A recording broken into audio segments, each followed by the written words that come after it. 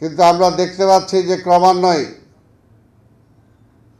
7 মাস অতিক্রম হয়েছে, কিন্তু এখনো একটা ধূম্রজাল বিস্তার করে রাখা হয়েছে। সবাই আমাদেরকে প্রশ্ন করে যে নির্বাচন কবে হবে, কিভাবে হবে, রাজনৈতিক অবস্থা কোন দিকে যাচ্ছে। এটা নিশ্চয়ই আমাদের কাছে কাম্য না। আমরা দীর্ঘ 17 বছর আন্দোলন সংগ্রাম লড়াই করেছি এবং এখনো ধৈর্যের সাথে আমরা সব কিছু অবলোকন করছি, যাতে দেশের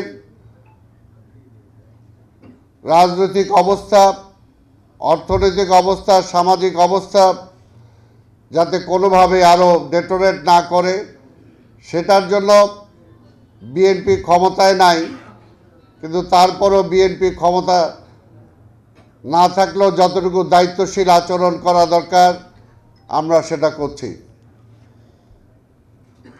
আওয়ামী লীগ অনেক চেষ্টা করেছে বিএনপিকে ধ্বংস করতে।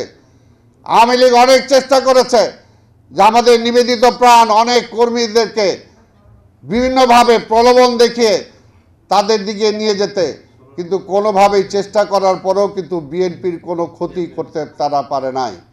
পরীক্ষিত নেতা কর্মী আমাদের আছে, আমাদের আদর্শ আছে, আমাদের নেতা আছে, তো কাজে আমাদের এখানে হারানোর কিছু নাই।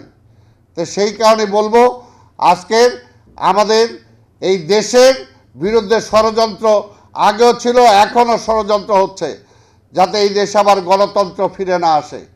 এই দেশের নির্বাচন যারা পিছাতে চায়, নির্বাচনের সময় যারা পিছাতে চায়, অবশ্যই সেটা আবার সন্দেহের কারণ আছে যে তারা আবার ফ্যাসিবাদকে ফিরিয়ে আনতে চায় কিনা। আজকে পরিষ্কার কথা, তাই বিএনপি গণতন্ত্রের জন্য লড়াই করছে, এই দেশের মানুষের ভোটের অধিকার জন্য লড়াই করছে, সর্বোপরি বিএনপি এই দেশের স্বাধীনতা রক্ষা করার জন্য লড়াই করছে।